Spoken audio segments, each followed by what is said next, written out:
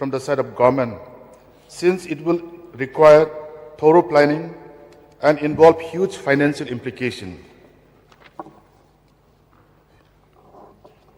Speaker, sir, I would also like to draw the attention to this August House that Leader of the Opposition, Dr. Mukul M. Sangma, has remained in power for so many years and served as a state's chief minister for more than 8 years, since 2012 to 2018.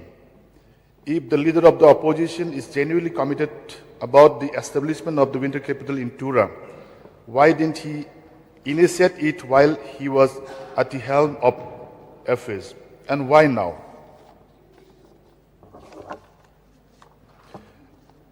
Mr. Deputy Speaker, sir, I do sincerely appreciate the idea of having a winter capital in Tura, but at this juncture, in principle, I cannot accept the resolution brought by Leader of the Opposition.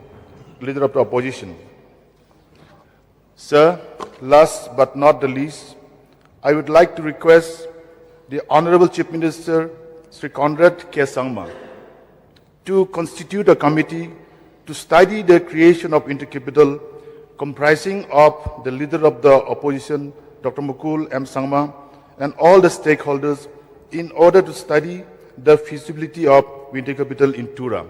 With this few submissions, sir, I resume my seat. Thank you. Thank you. Any other member who would like to participate?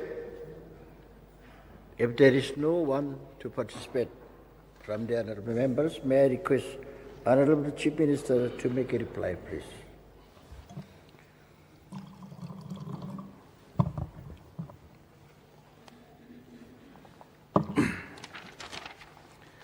Mr. Deputy Speaker, sir,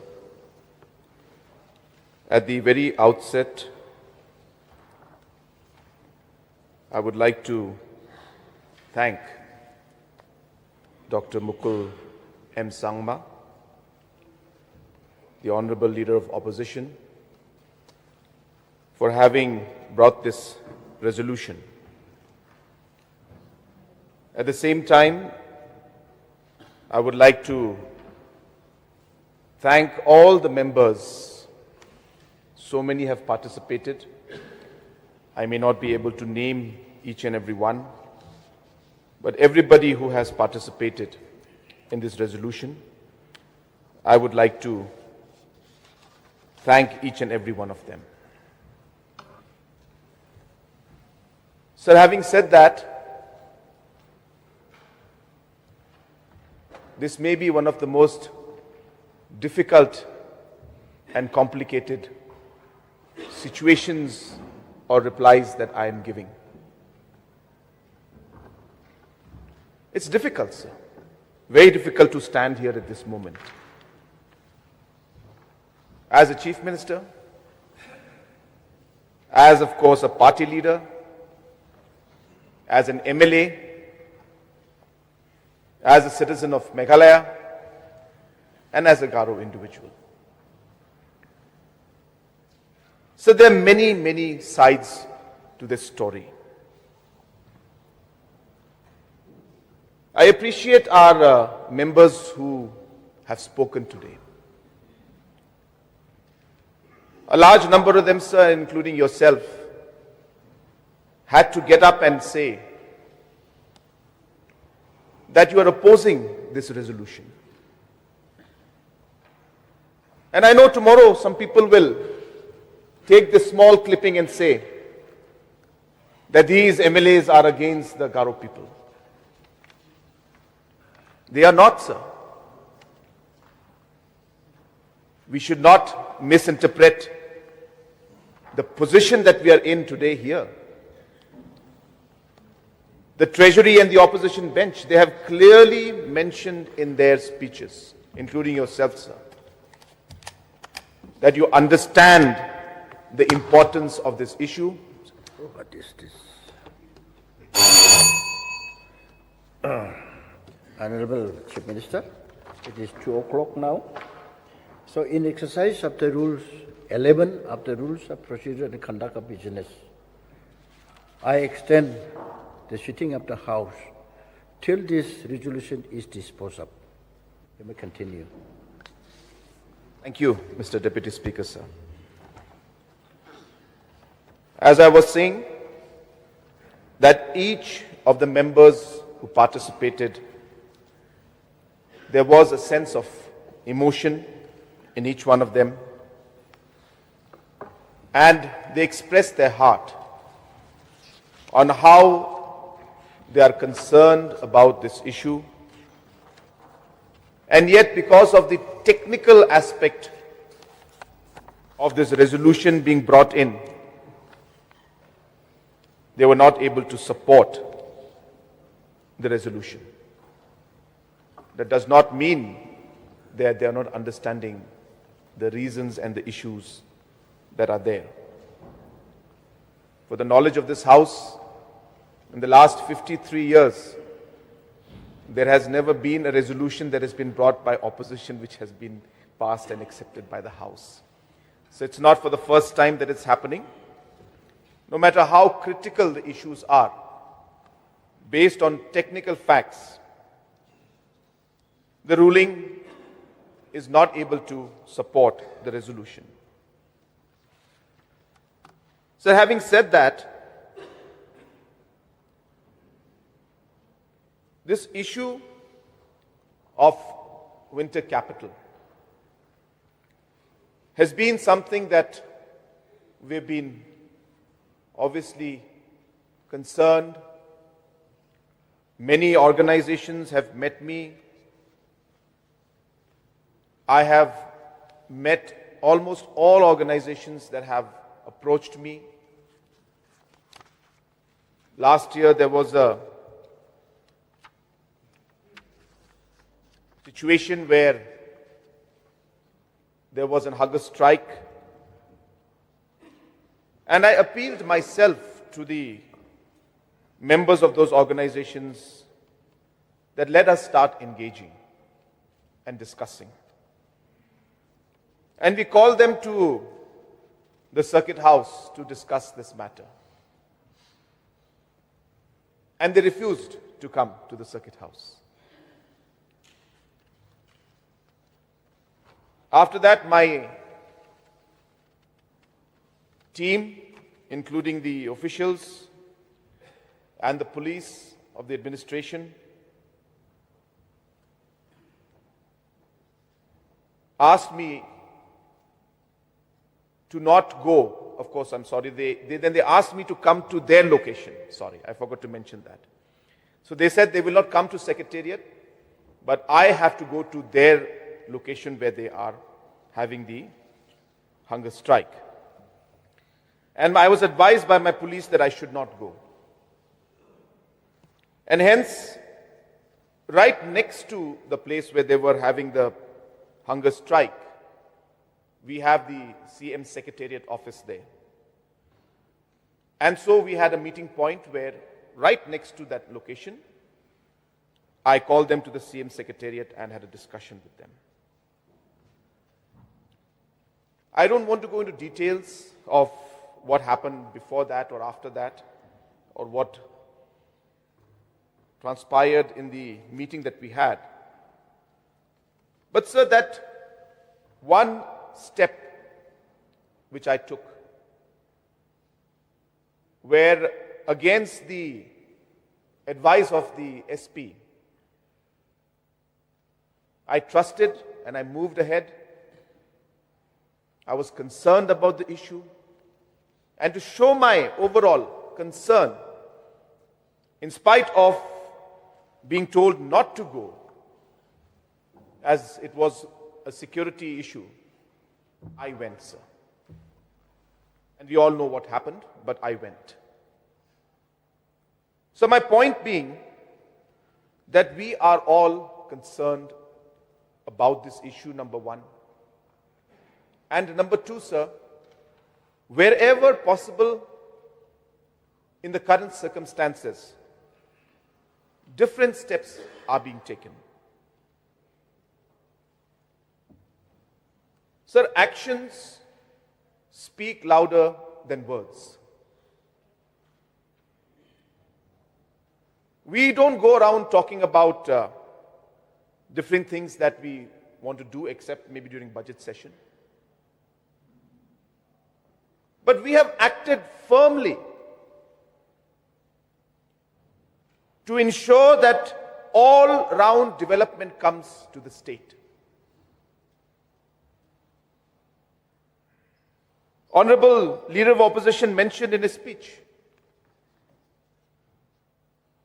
that we, for the first time, started taking the cabinet to Resubelpara, sir, your constituency. We had a cabinet meeting. To Jowai, to Sora, to Tura. And the whole idea of doing this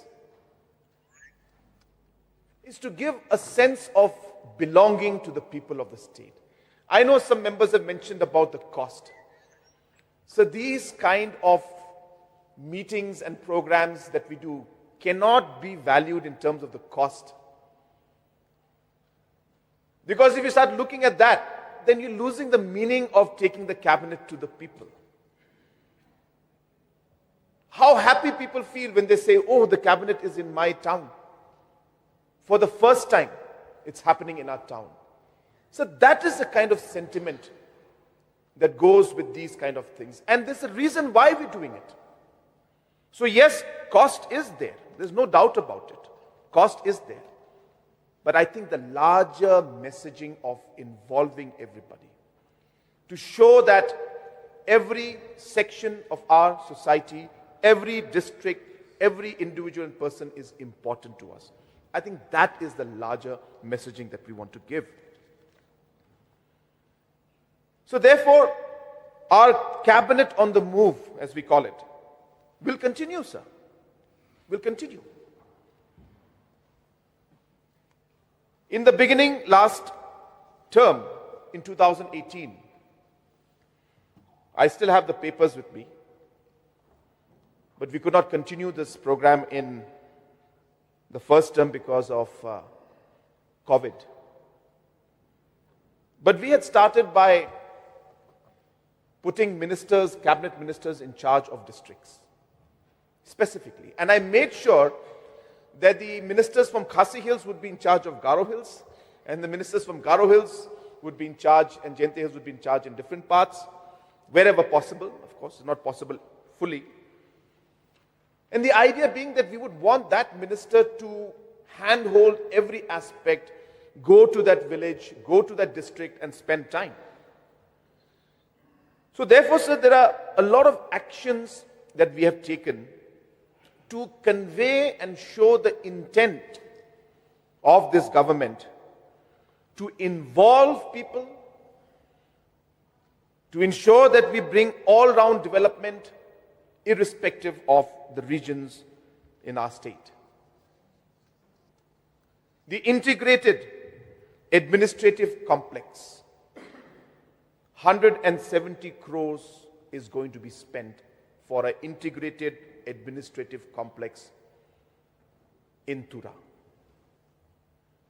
In the beginning, we had thought we will make it into a small office. But let me share. If you look at the design of the integrated administrative complex, there is a room for the chief minister. There are rooms for all the cabinet ministers. There is a cabinet room.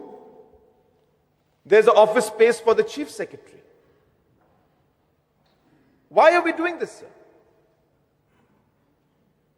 This is the action that I am referring to. This is how we will bring the administration closer. And it's not just Tura. In Jowai, the integrated administrative complex is coming up.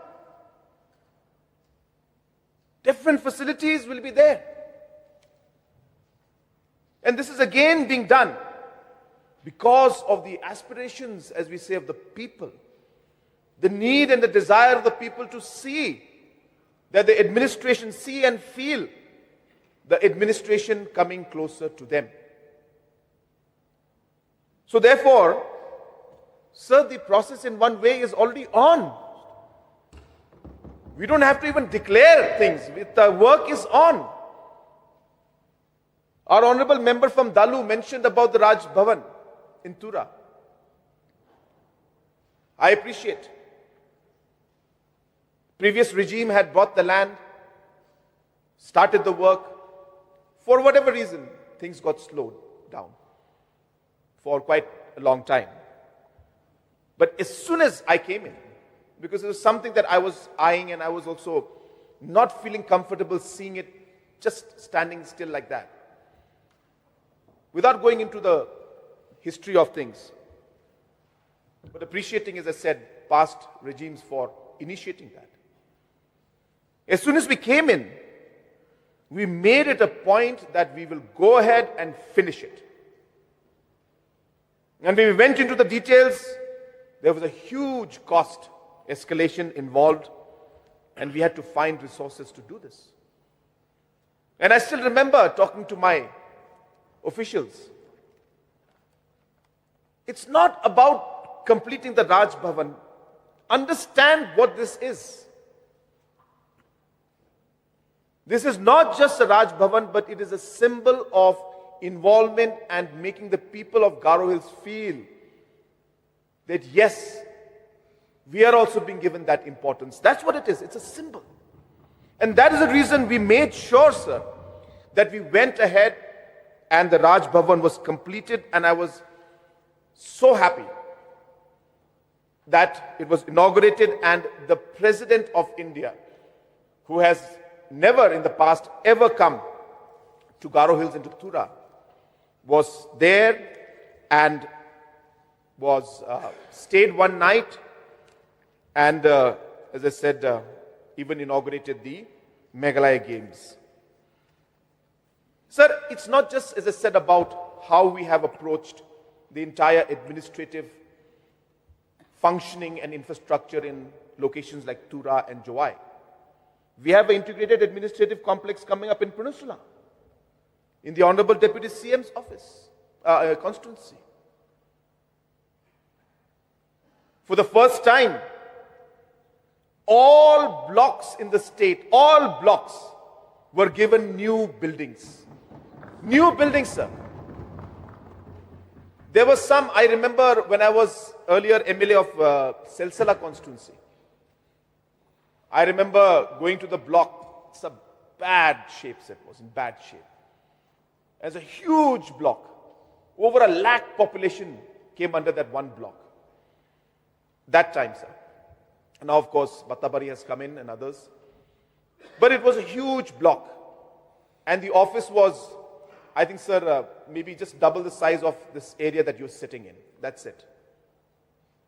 And I still remember making up my mind at that moment that the moment I get a chance to ever do something to make the blocks, I will make sure that I make all the blocks. This decision, sir, I made in 2008-9 when I was MLA. I didn't think that I'll give this opportunity to be leading the government. But in whatever capacity, I told myself that I'm going to move ahead with this. Though 2008, we got 1 year, but it was not enough for me to move things at that point in time. But when I got the full opportunity, sir, we have sanctioned blocks, new block buildings for all the blocks. And not only that, all the new blocks that have been created, we are sanctioning new buildings for them this year. So all of them will get new buildings. I don't remember the year because data is not with me right now. But Bakmara constituency, our MLAs here in South Garo Hills, MLAs are here. 35 years back, the district was announced. Am I correct? 35 years? So 35 years back, the district of South Garo Hills was formed. And many people may not know, till last year, there was no DC office sanctioned in Bakmara. Bakmara has been functioning for 35 years without a DC office. In the old SDO office. And it was with the insistence of Mr. Rakam and all the other MLAs that we sanctioned the new DC office in Bakmara. and very soon the work will be completed. It's not just Bakmar alone, sir. If you go to all the new districts that have been created, most of them don't have SP offices. We are sanctioning that. So my point simply being that the crux of the matter out here, apart of course from the emotional aspect and the importance of the feeling of the belongingness that is there, this aspiration that is there. Besides that, sir, the administration and ensuring that we are able to bring governance closer to the people, which is from where all of this has evolved, has been one of the top priorities of my government, sir. And we have left no stone unturned. And that is why when we had this 25 crores that we had planned for the mini secretariat, I completely changed the plan. I completely changed it and I added 3 new blocks to it. And today from 25 crores, we are going to be spending 170 crores to make this new administrative complex in Tura so that we are able to facilitate the services, as mentioned by the Honorable MLAs, so that people of Garo Hills don't have to travel far. And not just Garo Hills, people of Jente Hills, we feel Jowai is Jente Hills, but sir, you go to Clariat and you go to Sutunga, it is very deep. We think that there is an examination center in Shillong. People from Jente Hills can come very easily to Shillong. Yes, maybe Jowai can come, but you expect Clariat people and Sutunga people and all Saipung area to come here. Not easy, sir. So we need to keep all of these aspects in mind and ensure that there is a holistic approach as to how we can make the administration at the grassroots much stronger. Sir, apart from the cabinet, I was just listening to the speech of Honorable Elo, and he was mentioning that why not have 1 or 2 sessions once in a while, one day in Jowai, one day in Tura. And so you believe it or not, he got it right. I've already been discussing this aspect with Honorable Deputy CM, with the Speaker, and with other leaders. We have not come to a conclusion yet because we feel it requires a bit of consultation and administrative thing. But there is no harm, sir. There is absolutely no harm. It's good if the MLAs go. As I was mentioning, sir, when we were having the Meghalaya Games, it cost us a lot of money to host the games. But one doesn't realize it's not just about the games. It's about the character building of the people who participate. It is about the exchange program happening between the kids.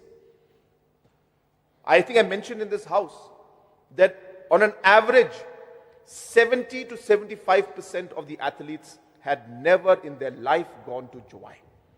Never in their life had gone to Jowai.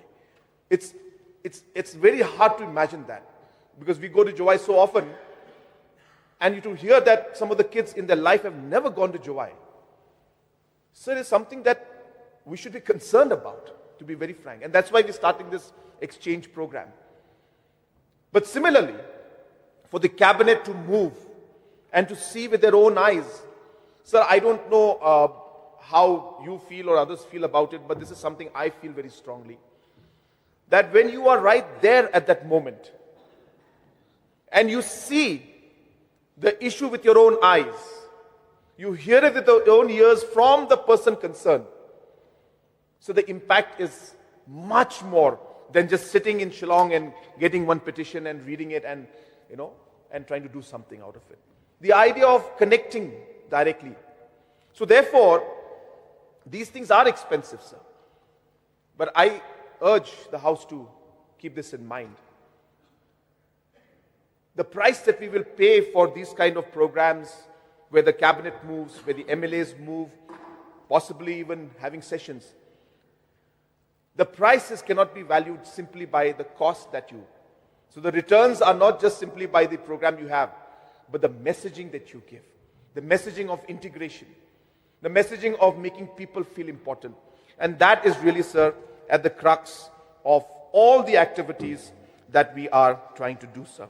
So therefore, I just want to give a sense to the House that there are many programs, many aspects that are going on where we have sent a very strong message that all sections of society, every single community and citizen who's our citizen of our state is important to us. And we will carry everybody along in our work and in terms of all the administrative work. As I said in the beginning of my speech, sir, actions speak louder than words. Our actions have clearly indicated the fact that we are concerned about the citizens and that we want to involve our citizens. We want to give them a sense of belonging and a sense of being part of the entire process. And that is what has been driving this entire desire to have the winter capital in Tura, sir. So having said that, to come to the conclusion, I have a long points, sir. I've got more than about another 50, 60 points, but I will refrain from going into all of that. Sir, the honorable member from Rangsakona, as well as the other members, had given some points and some suggestions. I have also read the text of the resolution very carefully. And it says that the House do not resolve to urge upon the government to examine the demand, as correctly pointed out by honorable member from Dadingri. And therefore, sir, as has been the process that is followed in the House, I urge the honorable LO to withdraw the resolution. Because as a government, no government has ever passed a resolution that is brought by opposition. So I'll be very frank about that. It's a technically complicated issue. But the spirit of the resolution, where let us sit and examine, let us sit and discuss, let us bring people and talk and then explain the whole thing about all aspects, because it's correctly mentioned by so many members. It's not so easy, sir. To make this happen, we'll have to really put our heads together. There's a lot of people to talk to. We have to talk to people from all corners and everywhere. We have to talk to the society. We have to talk to NGOs. So many NGOs have written letters to me. I don't want to go to details. And I've appreciated all the things they've mentioned. I've told them that we will discuss.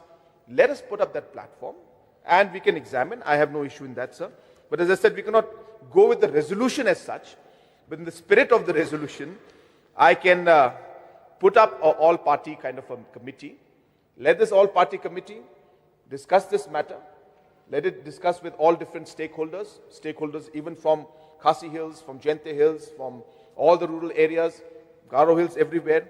Let us also share the different aspects of what is happening in this, what kind of complications are there. As I said, it's easy to say something, but then to fructify it is a different issue. There are so many practical aspects that we need to look at. And as I said, all the actions that we are doing are speaking louder than the words. We are already implementing so many things that are, in a way, what a winter capital is. There's infrastructure coming up. You see the online systems that we have now. Half our services, or more than that, the services are now online. Very soon, MPSC. We will not be able to require the students to come to Shillong for the examination. We are working, in a war footing to put up this examination center in Tura and in Jowai, so that the students from, again, as I said, from Clariat, from all the interior locations of East Jente Hills will not need to come all the way to Shillong, whereas they can have the exam in Jowai itself. So all of these actions are great example of what we are doing to decentralize things, to make it easy for people to get the service, and as I said, to bring overall administration closer to the people. So, sir, with these few words, once again, I thank all the members. I could make out that all emotional also. But as I said, here we are as a government, and since this opposition has brought this resolution, we are going to go with the spirit of it. We will be having the committee. We will call different stakeholders to examine.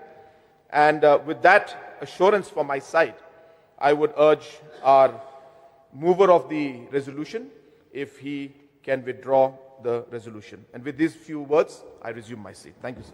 Thank you. Now may I know the minds of the mover of the motion, resolution, whether he would like to withdraw his resolution or not. Mr. Deputy Speaker, sir, I must at the very outset place on record my deep sense of appreciation for the elaborate and comprehensive reply, and which itself is indicative of the spirit which is in sync with the spirit of this resolution. Mr. Deputy Speaker, sir, you have enlightened us very elaborately. In fact, I could see that you were becoming emotional at the time of your submission, because these issues revolves around the aspirations of people, of our dear people. And as I've said, there are reasons for us to be emotive sometimes, because we know where we stand. Before I make my this stand known, I only want to make a submission on one particular submission made by one of the members from Rongjeng, my neighbor, that why you did not do you during your time. You see, government, the repository of state power is upon all of us, including the government employees. And with this comes the responsibility of carrying forward to fulfill our call of duty based on the time. There is time when we need to keep quiet, there is a time when we need to speak. And let it be very clear, abundantly clear, that the collective voice of the people demanding this has not been so loud and clear during my time. Let us be abundantly clear. Yes. Was there a representation given to the government at that point of time? No. Yes. So therefore, the aspirations and hopes based on which the overall desire of the people will evolve. It's a process of evolution, Mr. Deputy Speaker, sir. Anyway, he has chosen his way of putting his words, but I don't think it's in a good spirit. And please do not tend to blame or somehow articulate the things in such a way that one would like to pass on the blame. That is politics. I have during my submission, I have said that let us not play politics with these sensitive issues. That's why, see, we belong to different political parties, different spectrum. And therefore, we need to really do very careful tightrope walking. The way I have scripted the resolution itself, the Honorable Chief Minister has read himself. I have thought as to how to script it in a manner that in spirit we all can agree. And I'm successful in that, because we have put all our efforts, successive governments. Yes, I'm happy that I could start at Governor House. Yes. Governor, His Excellency Musa Hari was very pleased to lay the foundation stone during our time. And there's a lot of story about that Governor House. The land was indicated for Governor's House to construct a Raj Bhavan, to the addition of Raj Bhavan. It took long time. In fact, I'm tempted to only say that how closely I'm personally involved in this.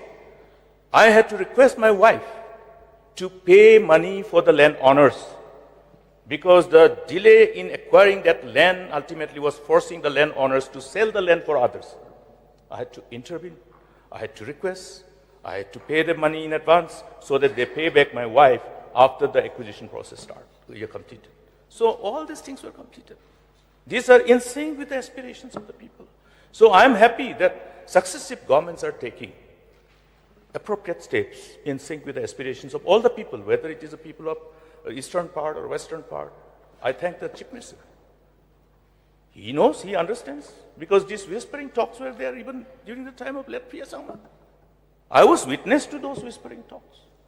So, evolution of desires will ultimately manifest at appropriate time. And this is exactly what is happening. And I understand that Honorable Chief Minister has already understood his responsibility associated to fulfilling these aspirations. I am very happy. I know what you are planning to do, because I can read between the lines. So, समझदारों के लिए इशारा ही काफी है. So, with these few words, I am very happy that he has appreciated the way it is scripted, and that itself is a testimony to his commitment to proceed further. He has already, in fact, pronounced in this August House. This has become a part of the proceeding of this August House. So, thank you, Mr. Chief Minister. And with these few words, I am extremely, profusely pleased to withdraw, seek the House of leave of the House to withdraw this resolution, Mr. Speaker. Thank you. Since the mover has withdrawn his resolution, now let me put the question before the House. The question is that the mover has the leave of the House to withdraw his resolution. Those who are in favor say aye. Those who are against say no. The ayes have it. The ayes have it. And the resolution is withdrawn with the leave of the House. I'm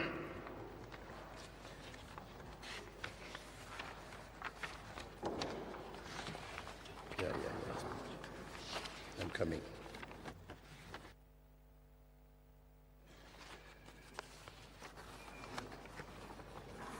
As there is no further business before the House for the day, the House then adjourned till 10 a.m.